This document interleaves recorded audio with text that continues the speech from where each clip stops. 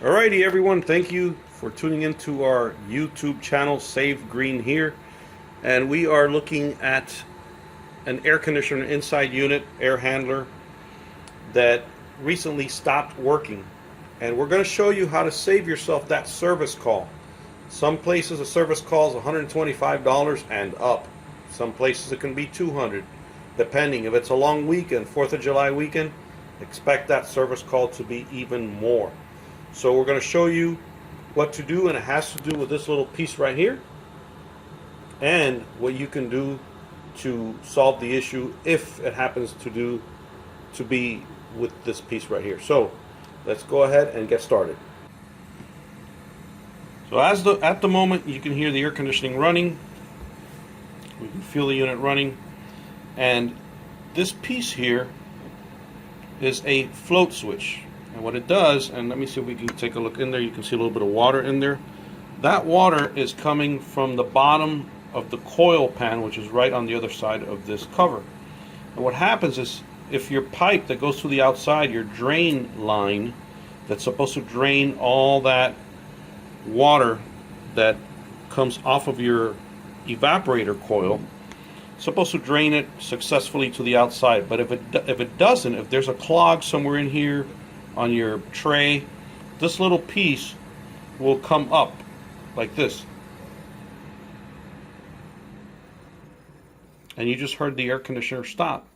The reason why it does that is to prevent the water that's inside that tray to overflow and cause a flooding in your house, or if the air handler is located in the attic, to cause a flood on your ceiling and then just have rotten drywall everywhere. So watch what happens when I let it go back to the bottom. Air conditioner kicks back on. So it's a safety float switch, and that's why it's called safety switch. So if your line is backed up, that switch, this little floating device, is going to float to the top because there's enough water in here to cause it to float. And when it hits the top, it's going to send a signal to your air conditioning system to turn it off. If that's the case, we will show you what to do here. It basically has to do with cleaning the actual clog in here so that your air conditioner can get back running again. So let's go ahead and get started.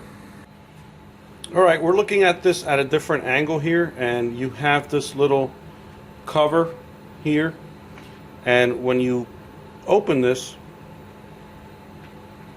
you have a direct path to the drain. So what we're going to do, we're going to raise the thermostat right behind me and show you two different type of pieces or tools that will help you take care of this drain. Remember, a service call will cost you minimum $125 in many places and up, and that's just for the person to come to your home. This is not for them to charge you what we're going to show you today. So if you look at the pieces, they're a little different. One has a hole straight, and then one has a hole on the side. So if you look here, there's a hole on the side, and it's got a different pathway. So this piece here, when you drop it in here, will have a hole that's going right into the coil pan. So this will enable you to connect a shop vac here, and basically any obstruction or anything that's sitting on the drain pan that is causing obstruction, could be stuff coming off of the coil, could be coil flaking, which is also very common. You will just put your shop vac here, and you're going to be sucking only from the drain pan and not from the front. So this is one piece that you can use for that.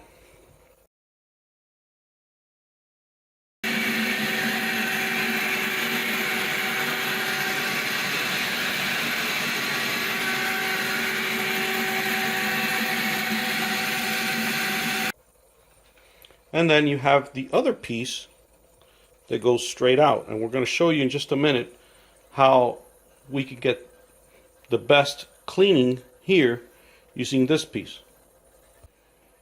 Alright, so we got our hose trigger, and if you notice, if you get these basic hose triggers, they have a threaded end just like this one. And in the inside of this, there's also a threaded area. So you could basically just do this, screw it in there. And then with your garden hose connected to this piece, you're going to insert it like that. And all you have to do is trigger away. What a lot of HVAC contractors do is they will first they will follow this drain line to the outside and connect a shop vac to it. So that's going to be your easiest way to do this. Connect the shop vac to the end on the outside. So you're going to follow that drain. It's usually going to be on the other side of that wall. Just follow it straight outside of the building and connect your shop vac and just turn it on. All you do is turn on your shop vac, and you're going to see a lot of gooey stuff and algae and all that growth basically that's in there. You're going to vacuum it out. Once you get that done, what then HVAC contractors do is they will pour a little bit of vinegar on the drain line, and the vinegar will pretty much kill anything that's in there and also get it out. You don't want to use bleach. I know some have talked about bleach, but even HVAC contractors will tell you not to use bleach because bleach corrodes metal, and you can get some of that bleach going into the coil, and you don't want that. So the best way to do it is to use this end, the one that goes straight. So when you put it in there and you take this trigger out, when you put it in there, all you need now is a funnel that's got like a bent tip or flexible tip. Put your funnel in there, and on the funnel just pour in some household vinegar in the line. Once that's done, then you can just do this method. Get your garden hose, screw this piece in there, and then just squeeze your trigger, and you're gonna get like blow through that line anything that's still on the walls, not whatever you vacuumed out, but anything that's still on the walls by pressure. You're just gonna blow it in there. And the good thing is the water's only going that way. It's not going in the coil, because then you'll have all this area leaking water inside your home or in the attic if your unit's in the attic. So that's why these two pieces are important. One will only enable the water to go that way and not in your coil, and the other one will enable you to vacuum or suck out any debris or anything that's clogging on the coil tray. So you want to have both. They do come in a package. So what we'll do is we'll put a link in the description, and all you have to do is click on the link. It'll take you right to it. We'll do the same thing with the trigger, so you can get the trigger as well. And then hopefully this will take care of this problem if you ever have your lines clogged up. And it's always a good maintenance tip, even if your unit's not shutting off because your float switch is floating to the top because of a backup on your line. You always want to do this at least once or twice a year, depending how often you use your HVAC system. So hopefully this video will help you.